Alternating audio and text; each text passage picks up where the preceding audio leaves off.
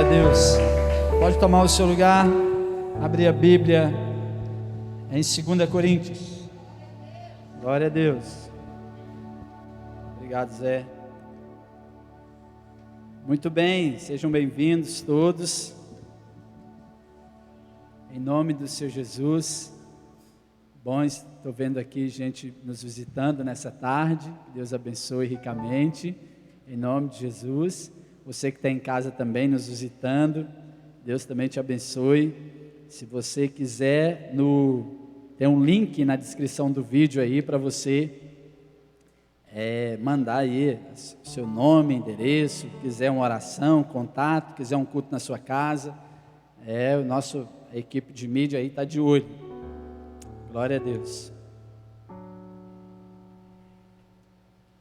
2 Coríntios, gente, capítulo 7.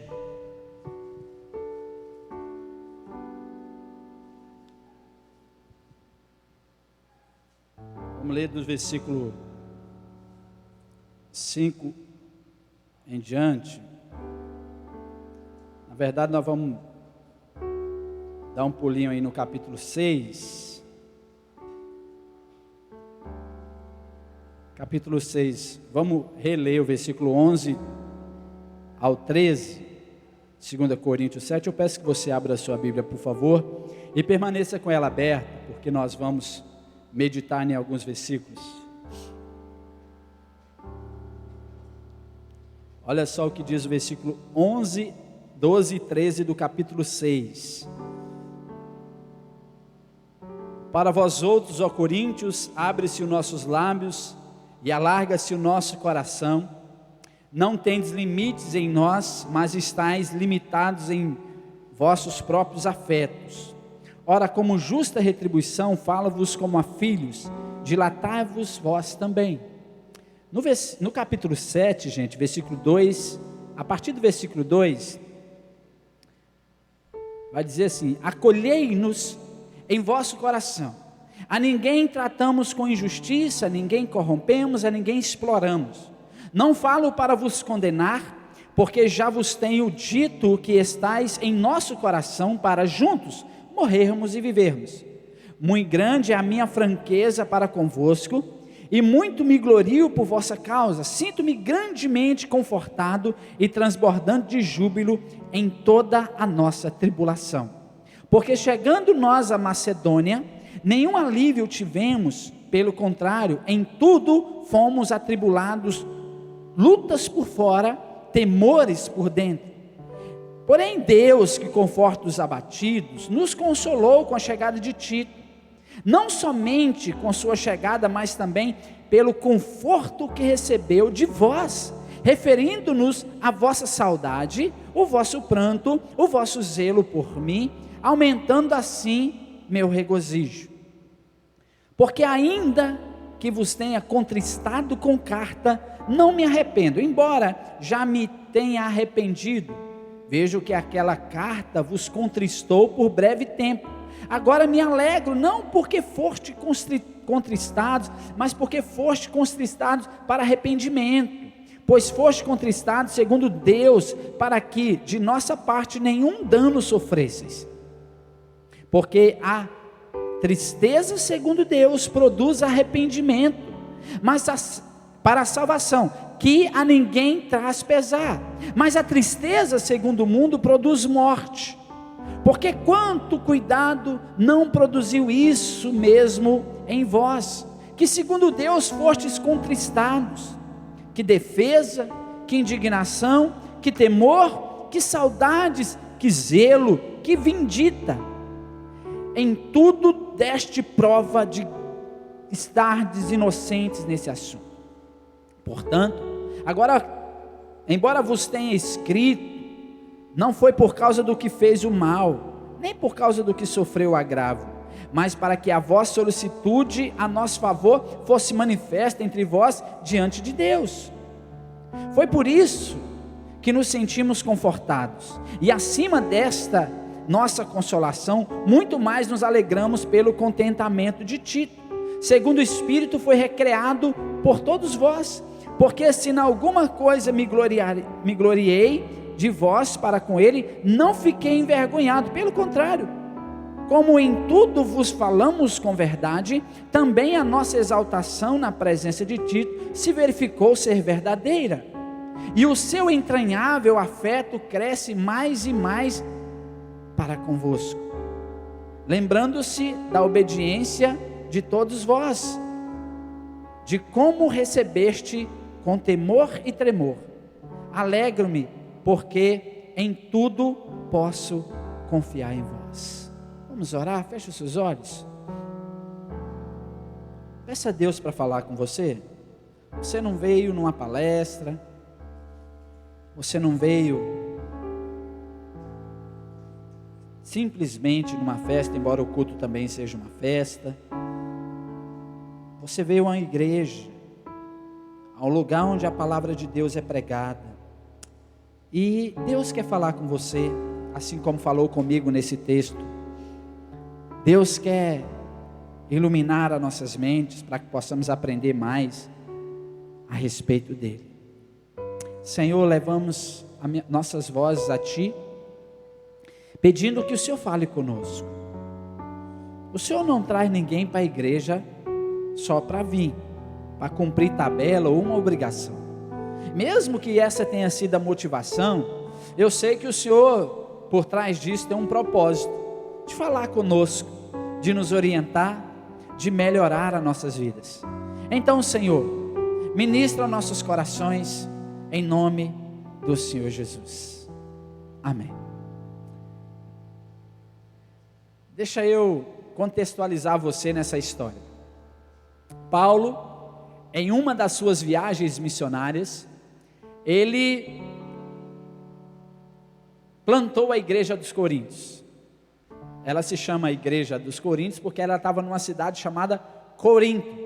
Depois que ele plantou a igreja, estabeleceu liderança, e ele viu que a igreja estava caminhando com as próprias pernas, o que ele fez? Elegeu lá presbíteros, deixou a igreja sendo pastoreada, e foi plantar outra igreja, porque esse é o objetivo de Paulo. O objetivo dele era plantar a igreja. Ele era um evangelista, ele era um plantador, ele não era um pastor objetivamente de uma igreja local. Muito bem, o tempo se passou, e Paulo recebeu algumas notícias de que havia alguns problemas naquela igreja. Sim, igreja tem problema, e a Bíblia não esconde isso.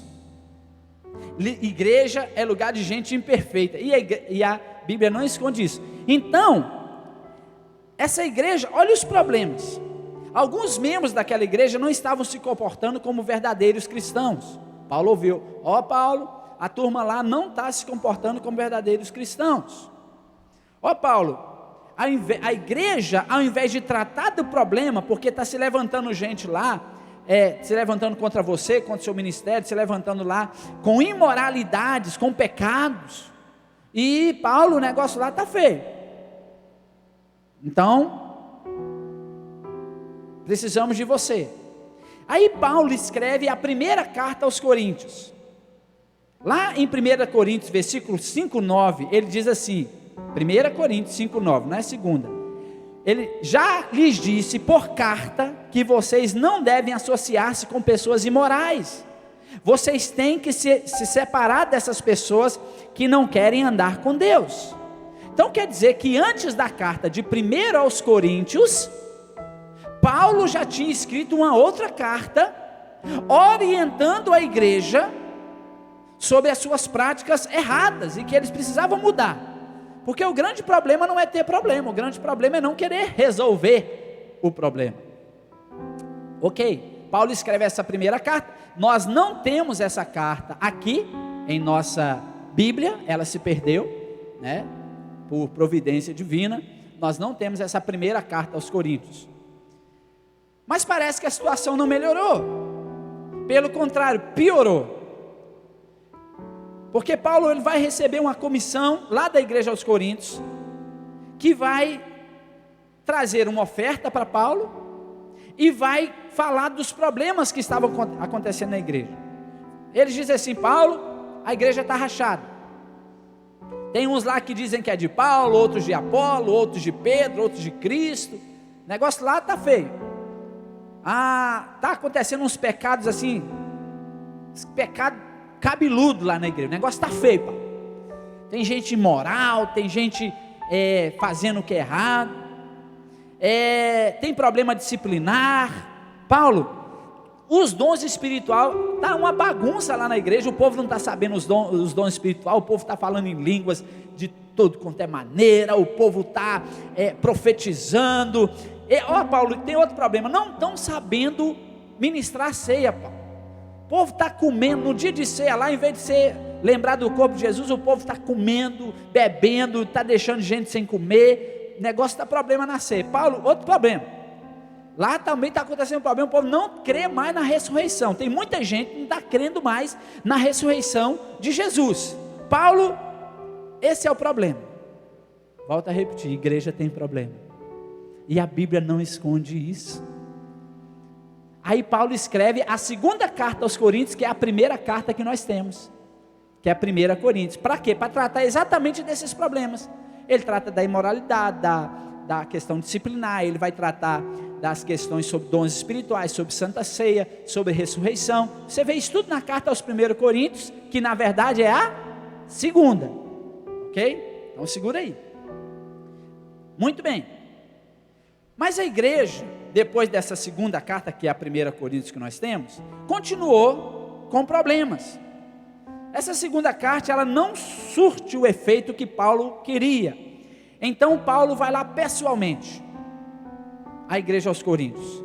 Aí neste momento se consolida uma turma que fazia uma forte oposição ao apóstolo Paulo. E para piorar, eles recebiam os falsos mestres que vinham de Jerusalém, que tentavam descredibilizar o apóstolo Paulo. Falavam, ele não é apóstolo de verdade, ele nem é de Jerusalém, ele não tem carta para poder vir pregar para vocês. Paulo não tem autoridade nenhuma. Então se juntou lá com a turma que já não gostava do apóstolo Paulo, e aí não receberam muito bem o apóstolo lá.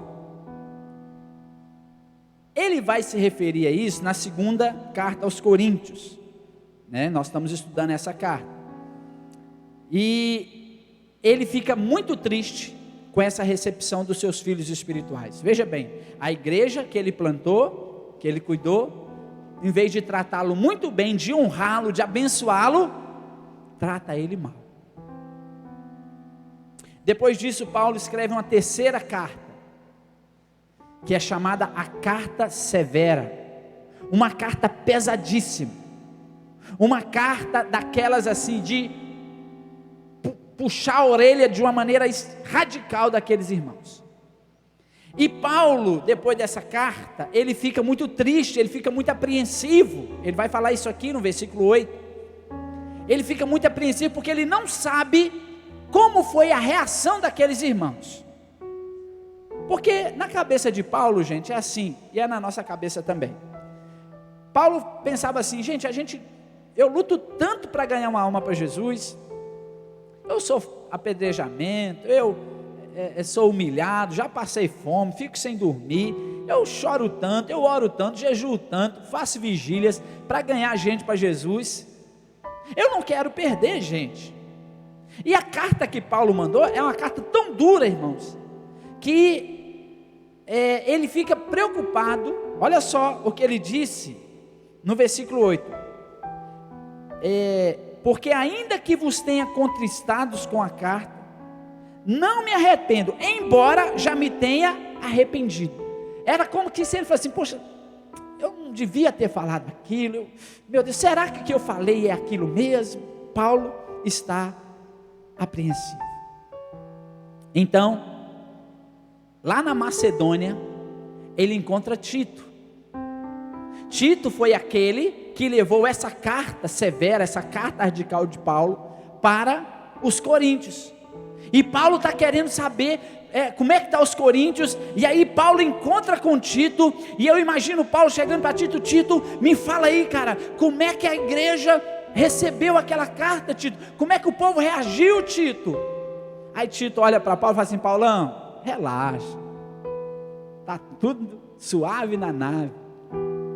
Rapaz, o povo recebeu muito bem aquela carta. O povo, amou Paulo. O povo está arrependido. O povo, Paulo, não se preocupe. E aí Paulo vai dizer, no versículo 6, porém Deus que conforta os abatidos, nos consolou com a chegada de Tito, porque Tito deu uma boa notícia, que a igreja tinha aceitado a repreensão, que está tudo bem. E aí Paulo vai tratar de algumas questões aqui na carta, porque ainda havia pessoas tentando influenciar negativamente a igreja. Então Paulo vai tratar desses falsos mestres, desses falsos profetas.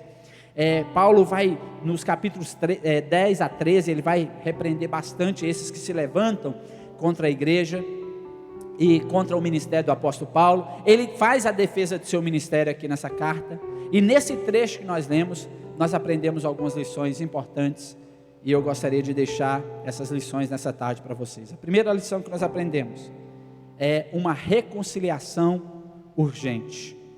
Versículo 11 ao 13, nós vimos, e do versículo 2 ao 4, Paulo demonstra o seu afeto para com a igreja.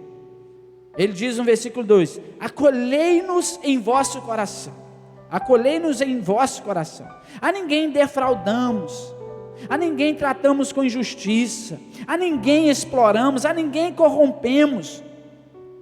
Paulo está dizendo, olha gente, no versículo 13, ora, como justa retribuição, versículo 13 do capítulo 6, falo-vos como filhos, dilatai-vos vós também. Paulo fala assim, olha, eu falo bem de vocês, o meu coração está dilatado a respeito de vocês. Eu sei que teve uma turma que se levantou aí contra mim, mas eu quero dizer para vocês que eu amo vocês, que eu estou disposto a me reconciliar com vocês, e que nós precisamos viver junto o evangelho, porque a igreja, embora seja um ambiente de contradições, um ambiente de crises, de lutas, é também um ambiente de reconciliação, é um ambiente de harmonia. Irmãos, a Bíblia não esconde os problemas dessa igreja com o apóstolo Paulo, não esconde, mostrando assim que existem problemas onde tem gente. A própria Bíblia, o livro sagrado mostra. Então há sim dificuldades, pecados, incoerências, muitas vezes hipocrisia, mas o que nós não podemos é deixar que isso tome lugar no nosso meio. Nós precisamos tratar seriamente com isso. E Paulo então ele se reconcilia com a igreja.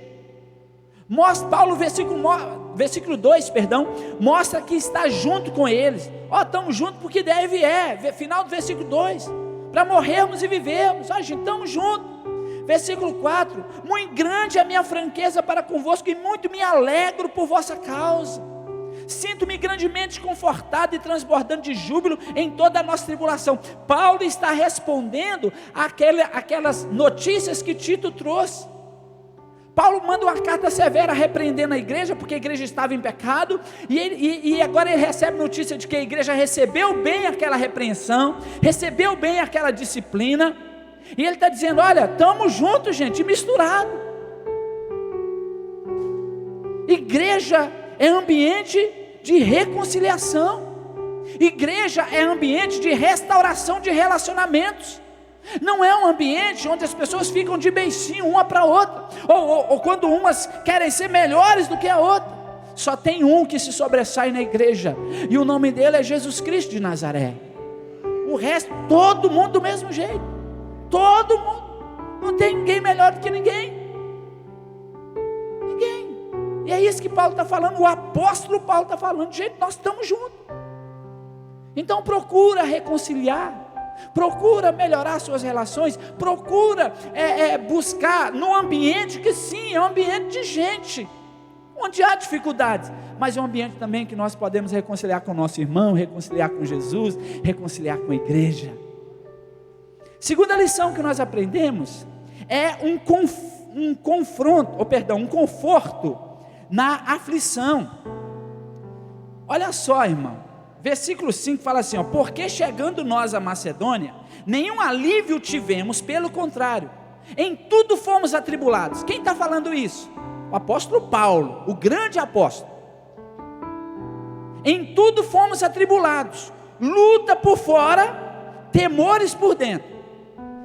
O apóstolo Paulo é um homem espetacular, cheio do Espírito Santo, um dos maiores pregadores, um dos maiores evangelistas, mas esse homem fala assim: olha, eu estou aflito, eu estou atribulado. Sabe o que isso me ensina? Que embora Paulo tivesse tantas experiências com Deus, que ele fosse tão cheio do Espírito Santo, ele tem lutas por fora, os inimigos atacando. Essa luta por fora é a perseguição, é apedrejamento, são as chibatadas que ele está levando literalmente, temores por dentro, aflições, angústias. E nesse caso aqui com a igreja, qual foi a reação da igreja ao receber aquela palavra dura?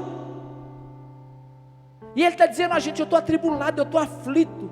Então, irmão, gente cheia do Espírito Santo fica aflito, gente cheia do Espírito Santo passa por necessidades, mas essa mesma gente recebe conforto na hora necessária. Um amigo pode ser um instrumento de Deus para nos confortar no dia da angústia. A igreja é um ambiente lindo, porque além de ser um ambiente de reconciliação, é um ambiente de conforto. Versículo 6: porém Deus, que conforta os abatidos, nos consolou com a chegada de Tito, um amigo. Interessante isso, né? Deus que consola, nos consolou com uma pessoa. O soberano usa gente para nos confortar no momento da aflição. O soberano usa gente para nos ajudar no momento da dificuldade. Ah, pastor, mas ninguém me ajudou quando eu precisei. Eu não acredito nisso. Talvez você não se abriu para ser ajudado, ou você fez como uma pessoa certa vez falou comigo. Me encontrou na rua, visitou a nossa igreja algumas vezes, falou assim: ah, pastor, eu estive lá na sua igreja, mas ninguém notou que eu estava passando por problema. Eu falei assim: ah, está explicado, mas porque lá ninguém tem dom de adivinho, graças a Deus, né? Ninguém lá tem dom de adivinho. Se você não abrir seu coração, como é que a gente vai saber? Não é verdade? Não tem como adivinhar, porque adivinho é um espírito maligno, nem é do Espírito Santo de Deus. Então, soube-se da necessidade, tratou, confortou na hora daquela angústia. Uma igreja acolhedora, versículo 7, e não somente com a sua chegada, mas também pelo conforto que recebeu de vós, referindo a nossa saudade, o nosso pranto, o vosso zelo por mim, aumentando assim o meu regozijo. Então a igreja não apenas acolheu a Tito, como acolheu a mensagem do apóstolo Paulo, e está falando assim: olha, vocês demonstraram saudade, ou seja, vocês querem que eu esteja no meio de vocês, apesar da dureza que eu precisei tratar com vocês, vocês querem que eu esteja com vocês. Saudade. Vocês demonstraram pranto, ou seja, vocês acolheram a verdade e se humilharam diante dela. Vocês demonstraram zelo, isto é, cuidado no agir, no falar. Um ambiente, a igreja é esse ambiente onde a gente zela pelo irmão, onde a gente cuida, ou deve cuidar, esse é o nosso objetivo, onde nós temos saudades, onde a gente manda o zap, fala: e aí, brother, cadê você? E aí, irmã, está sumida? Volta para casa, onde a gente vai ao encontro, quando possível. Estou sentindo sua falta. Ambiente onde as pessoas importam, não é número, é gente, igreja. Mas além de ser um ambiente de restauração, além de ser um ambiente de conforto, é também um ambiente de confronto. Versículo 8 ao 11, Paulo vai dizer isso, acompanhe. Versículo 8: portanto, ainda que vos tenha contristado, ou seja, entristecido com carta, não me arrependo. Bora, eu tenho me arrependido. Teve um momento assim, sabe aquele conflito? Será que eu falei ou não devia falar? Conflito. Paulo está nesse conflito, mas ele diz: embora já me tenha arrependido, vejo que aquela carta vos contristou, vos entristeceu por breve tempo. Então, Paulo, ele está apreensivo, mas ao mesmo tempo ele está alegre, porque o objetivo da carta, da mensagem dura, da repreensão, foi conquistado. Versículo 9: agora me alegro, não porque foste entristecidos ou contristados, mas porque foste entristecido para arrependimento. Vocês se entristeceram, mas não foram por remorso, vocês se arrependeram dos seus pecados, porque foste entristecidos segundo Deus, para que de nossa parte nenhum dano sofresseis. Paulo está dizendo, olha, aquela carta dura, aquela repreensão, aquela chamada de atenção foi para melhorar vocês. Se vocês se entristeceram, e vocês se entristeceram porque vocês, não porque eu mandei a carta, não porque vocês foram disciplinados, mas porque vocês reconheceram que estavam em pecado, vocês reconheceram que erraram, e por isso gerou tristeza, e essa tristeza veio de Deus. Aí ele diz, versículo 10, porque a tristeza segundo Deus produz arrependimento para a salvação. E aqui salvação não é salvação da alma não, é salvação do pecado, livramento do pecado que eles estavam vivendo, que a ninguém traz pesar, mas a tristeza do mundo produz morte. Tristeza de Deus produz arrependimento, tristeza do mundo, remorso, produz morte. Podemos ilustrar isso aqui com Pedro e Judas. Pedro nega Jesus, conhece a história, 3 vezes, e a Bíblia diz que na terceira vez, quando o galo canta, ele lembra das palavras de Jesus, ele chora amargamente, arrependimento.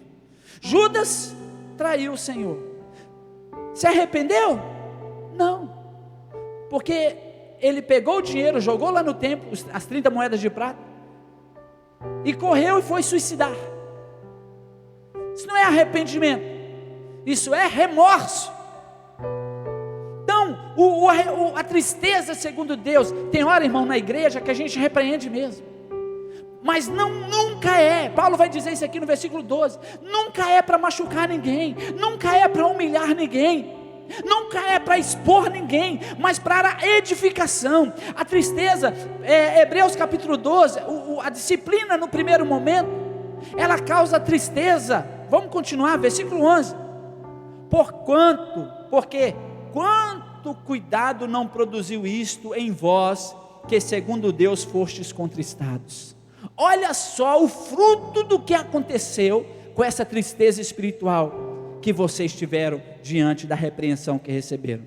Aí ele vai usar algumas expressões lindas, ele vai falar assim, que defesa, a palavra grega aqui é apologia, que defesa, ou seja,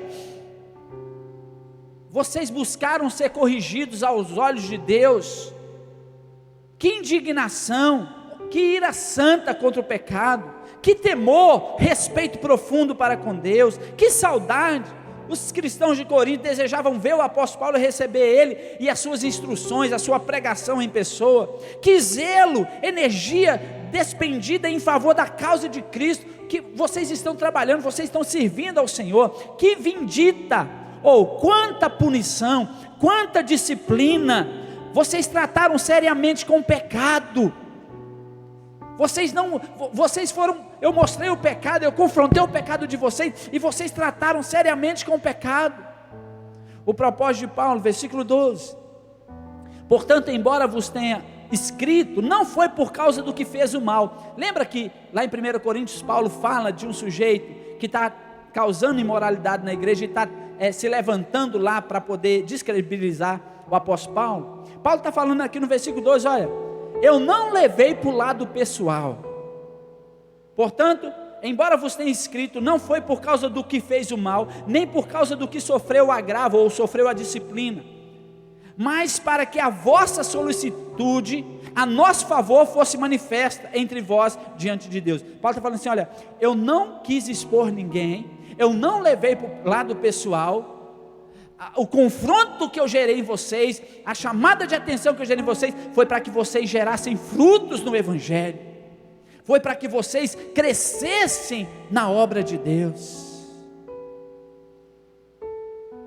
Meus irmãos, coisa boa é quando nós recebemos a disciplina com amor, por mais dolorosa que ela seja.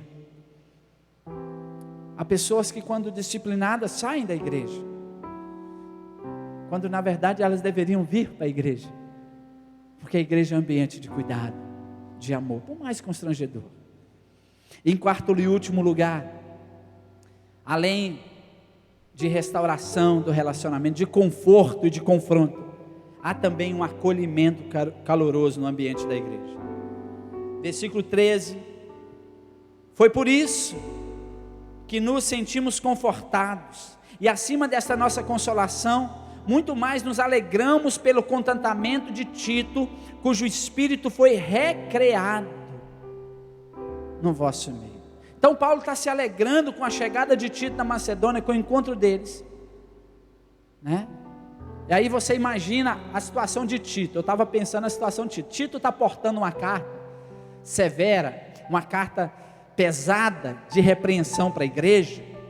Aquele dia que o pastor está assim virado, o dia que o Paulo estava virado, ele escreveu aquela carta brabo: vocês têm que se arrepender, vocês estão vivendo a vida de pecado, não sei o que. Eu nem imagino, a carta não foi colocada para a gente, eu acredito por providência divina também, porque eu acredito que Deus não queria que o restante daquela igreja ouvisse aquilo que era só para a igreja de Coríntios. Mas aí chega Tito lá, coitadinho, portando aquela carta.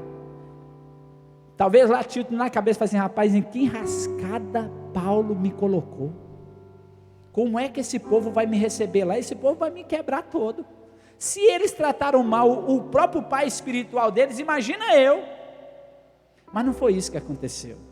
Versículo 13 mostra: foi por isso que sentimos confortados, e acima dessa nossa consolação, muito mais nos alegramos pelo contentamento de Tito, cujo espírito foi recreado por todos vós. Foi um recreio, é como se tivesse sido um retiro espiritual. Eles trataram bem Tito, eles acolheram bem a mensagem, eles acolheram bem a palavra. Tito se sentiu assim, sabe, muito honrado, foi tratado bem por aqueles irmãos. Aí no versículo 14: porque se em alguma coisa me gloriei de vocês para com ele, olha Paulo falando, eu falei bem de vocês para ele, antes dele ir para aí. Porque embora, irmãos, tivesse um grupo na igreja que estava dando dor de cabeça para Paulo, a maioria da igreja servia a Jesus, mas Paulo estava preocupado com a igreja por causa da influência que essa maioria estava recebendo. E ele fala: olha, porque se alguma coisa me gloriei de vós para com ele, não fiquei envergonhado. Sabe quando você fala bem de alguém e é confirmado? Você fala: rapaz, Lula é gente boa. Aí o cara fala: rapaz, é mesmo, ali é gente boa mesmo, eu conheço, é uma benção aquele homem. Você está entendendo? Confirmou. Agora imagine você fala assim, uma vez isso aconteceu comigo, você chega e fala assim: rapaz, o cara perguntou para mim: você conhece fulano de tal? Eu falei: conheço. Gente boa ele, né? Falei: gente boa só se for para você, aquilo ali não vale nada. Eu falei assim: ixi, olha o problema. Olha o problema, já aconteceu. Mas não foi isso que aconteceu em Coríntios. Tito chegou lá, Tito olhou e falou assim: realmente, rapaz, o povo aqui, a maioria aqui é gente boa, recebeu bem, se arrependeu, está na presença, disciplinaram o homem que estava trazendo confusão na igreja, e a igreja está caminhando bem, louvado seja o Senhor. Versículo 14 ainda: não falei com você? Pelo contrário, como em tudo vos falamos com verdade, também a nossa exaltação na presença de Tito se verificou ser verdadeira. O que nós falamos, confirmou. Tito chegou e falou assim: Paulo, realmente o povo lá é joia, povo cheio do Espírito Santo, povo abençoado, precisava dar uma regulada lá, estava meio desregular, mas o povo é fora de série, o povo é bênção. Versículo 15: e o seu entranhável afeto cresce mais e mais para convosco. Tito, ele está desenvolvendo ainda mais a comunhão com a igreja, e o seu entranhável é a ideia de entranha. Antigamente lá, as pessoas, a sede dos sentimentos, na visão, sobretudo grega, é as entranhas. Hoje em dia o rapaz diz para a moça: eu te amo de todo o meu coração. Antigamente era: eu te amo de todas as minhas tripas. Viu, Viviane? De todas as minhas tripas. Entranhável. Paulo está dizendo assim, a ideia de sede de sentimento. Tanto é que quando a gente sente alguma coisa, não dá um friozinho na barriga? Faz sentido, né? Faz sentido. Se você tiver coragem, fala para sua esposa aí. todas as minhas tripas. Aleluia. Lembrando-se da obediência de todos vós, de como recebeste com temor e com tremor.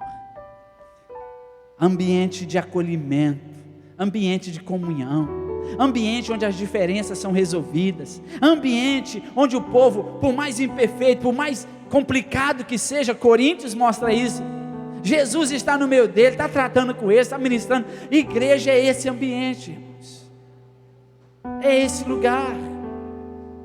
Paulo no versículo 16 fala: alegro-me, porque em tudo posso confiar em vós. Já pensou nisso? Uma restauração de confiança completamente restaurada. Difícil, né? Alguém que perdeu a confiança com você, de repente você confiar novamente. Paulo está dizendo: olha, por isso em tudo posso confiar em vocês. E a partir do capítulo 8, nós veremos na próxima semana, se Deus permitir, Paulo vai falar sobre como que ele poderia confiar nessa igreja, como que ele poderia desafiá-los a mudar de nível. Porque uma vez que nós somos tratados, uma vez que nós somos ministrados nos nossos pecados, nós mudamos de nível. A partir do capítulo 8, a igreja dos Coríntios agora vai mudar de nível, de uma igreja problemática, de uma igreja só dá dor de cabeça Paulo, para ser uma bênção, para poder contribuir, para poder crescer. E é isso que acontece conosco. A gente precisa atravessar etapas, irmão. A gente não pode ficar estacionado na vida, sabe? Remoendo, circulando nos mesmos pecados, nos mesmos vícios, nas mesmas dificuldades. É preciso romper, é preciso tomar decisão, é preciso avançar. Se você ainda não entregou a sua vida para Jesus, você entrega, sabendo que a igreja é imperfeita, que existem pessoas complicadas. Se você ainda não batizou, batiza logo, procura batizar. Porque a igreja é o ambiente onde Jesus está, é o ambiente onde a igreja é a noiva de Jesus.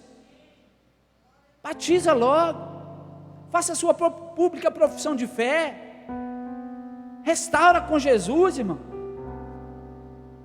Deixei de seguir Jesus, estou deixando de seguir a igreja, volta logo. A igreja é problemática. Você ouviu nessa mensagem, e é mesmo, ninguém vai enganar ninguém. Qualquer dia a placa aparece ali, ó, lugar de gente imperfeita, ou melhor, proibida a entrada de gente perfeita, senão estraga o negócio. Sabe, querido, igreja, ambiente de confrontação, de confrontação, a gente vai, sabe, tratar um com o outro, repreender um ao outro, mas isso para o nosso crescimento, para a gente aumentar de nível, e a gente vai viver em comunhão, relacionamento, retiros, recreios, como foi lá na igreja de Coríntios com Tito, e vamos avançar para a glória de Deus. Amém? Vamos orar? Você pode ficar em pé para orarmos ao fim dessa mensagem. Em seguida eu vou pedir presbítero Gilmar, Sandra, Júnior, a família inteira, se puder vir aqui à frente, para a gente orar por essa belezinha, em nome de Jesus. Mas vamos orar primeiro. Eu queria que você voltasse o seu coração para o Senhor nessa hora. Se há relacionamentos que precisam ser restaurados, restaura. Você precisa restaurar com Jesus, restaura com Jesus. Sabe, irmão, se você tinha alguma falsa ilusão sobre a igreja, jogue isso por terra.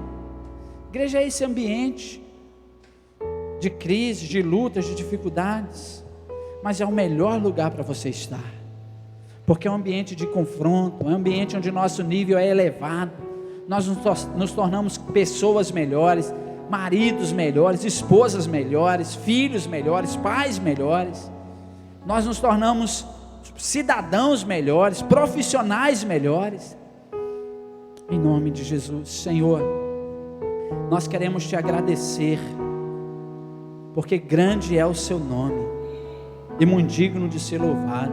Obrigado pela igreja, obrigado por revelar tudo isso que o Senhor revelou para nós nessa tarde, através do apóstolo Paulo. Obrigado por não esconder os problemas da igreja, por mostrar, por trazer à baila aquilo, meu Deus, que realmente nós precisamos enxergar e reconhecer as melhorias, os avanços, em nome de Jesus.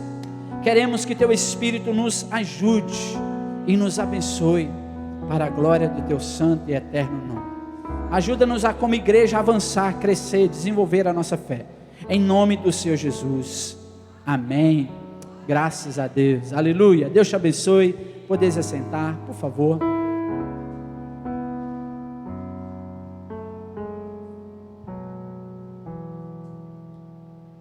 Maria Bispo, filha de Andressa e de Júnior, é bênção demais.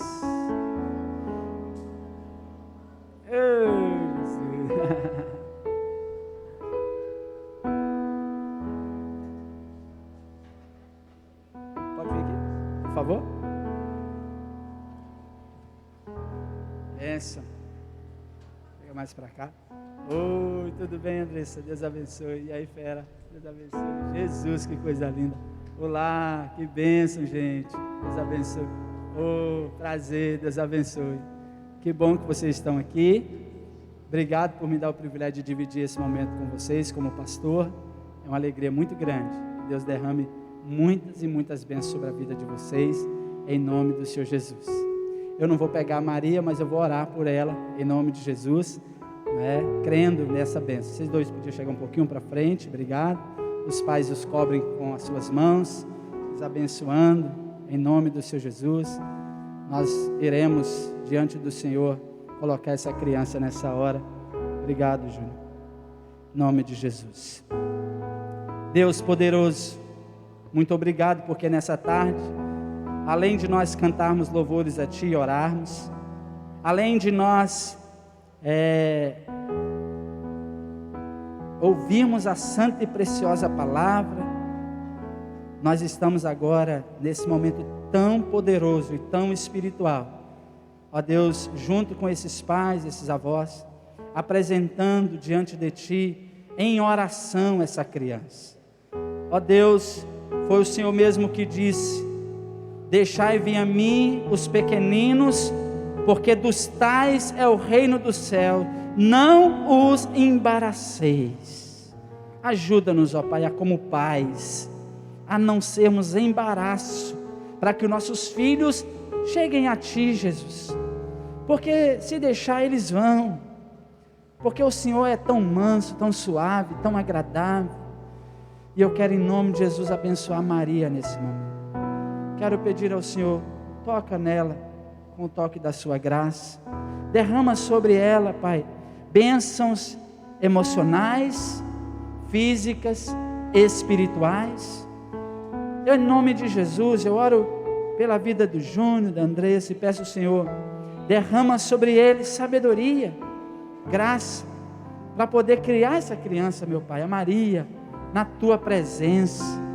Ó Deus, não há outro lugar melhor. Eu sei que eles têm tantas intenções boas para essas crianças, educação, lazer, alimentação, tanta coisa linda, tantos sonhos, mas que o Senhor seja o centro, que o Senhor seja o centro. Então, em nome do Pai, do Filho, do Espírito Santo, eu te abençoo, Maria, e te coloco no altar dos altares, nas mãos do Senhor dos senhores, em nome de Jesus, amém. Graças a Deus, parabéns, Deus abençoe, coisa boa, varão, de nada, Deus abençoe. Ô Andressa.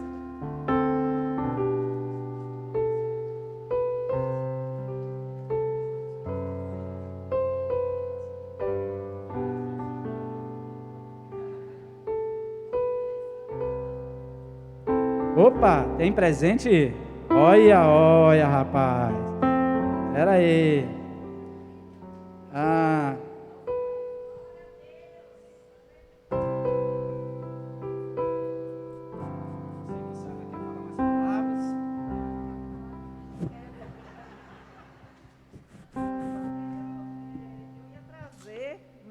A Bíblia que Júnior ganhou no culto do bebê, mas aí eu resolvi dar depois, né? A Bíblia está lá sem capa, e mês que vem vai fazer 31 anos que ele ganhou a Bíblia no culto do bebê da SAF, né? Olha lá, Juan. E aí eu preparei esse presente, eu sou, né? A Bíblia, para dar para vocês, para os pais, com a mesma dedicatória que tem na Bíblia do papai Gilmar, que diz assim: aos pais de Maria, agora aos pais, né, que antes foi para você, Júnior, aos pais de Maria, Gilmar Júnior e Andressa, estas palavras que hoje te ordeno estarão no teu coração. Tu as inculcarás a teus filhos e delas falarás assentado em tua casa e andando pelo caminho e ao deitar-te e ao levantar-te. Deuteronômio 6, 6 e 7. Um beijo da nossa igreja, da nossa família, que dizer que nós amamos muito vocês, viu? Obrigada, viu, pastor? Nada. Quer falar alguma coisa, Gilmar? Eu sou da igreja com a paz do Senhor. Meus irmãos, hoje é um dia que eu estou muito alegre, entendeu? A cara é feia mesmo, aparenta assim muito, mas meu coração está transbordando, porque pela primeira vez eu vejo a minha família toda aqui. Meus filhos, eu tenho orado a Deus tanto por isso. E tenho orado mais ainda. Hoje eu estou alegre, vou ficar mais alegre no dia que ver todos eles aqui servindo ao Senhor Jesus. Amém.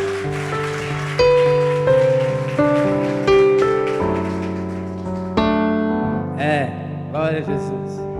É lindo, né, irmão? Que coisa boa, que privilégio, que honra, que bênção. Vamos ficar em pé para encerrarmos o culto ao Senhor. Quero lembrá-los que a lista do jejum, quem for fazer o jejum está lá na porta no mural, e serão 21 dias. Eu desafio você a preencher o espaço que tiver vazio, né? Se vocês verem que for formar aglomeração lá, evite, mande o seu nome para mim ou para a irmã Iriá durante a semana, que a gente coloca o seu nome na lista. E como eu disse, o momento demanda uma decisão radical, alguns compromissos, alguns votos mais firmes da nossa parte. Então eu quero desafiar, fiquem à vontade. Nós vamos, além do jejum, como igreja nós iremos ter o jejum de alimentos, aqueles que puderem, né, durante os 21 dias, 3 dias, 7 dias, 14 dias, 21 dias. Quem quiser entrar no jejum de Daniel, comendo só grãos, verdura, legumes e frutas. Tá ruim não, né, gente? Jejum de Daniel, uma bênção. Se você não puder os 21 dias, faça 3 dias, ou 7 dias, ou 14 dias, ou os 21 dias, é você e Deus. Se você quiser ir para um jejum mais intenso, mais radical, isso não faz ninguém melhor do que ninguém, porque cada um sabe de si diante de Deus, né? Se algum homem quiser rapar a cabeça, se alguma irmã quiser fazer um propósito de não fazer chapinha, de não usar maquiagem, ou outro tipo de propósito, você me pergunte se você tiver alguma dúvida, mas independente disso, é propósito diante de Deus, é com você e Jesus e mais ninguém.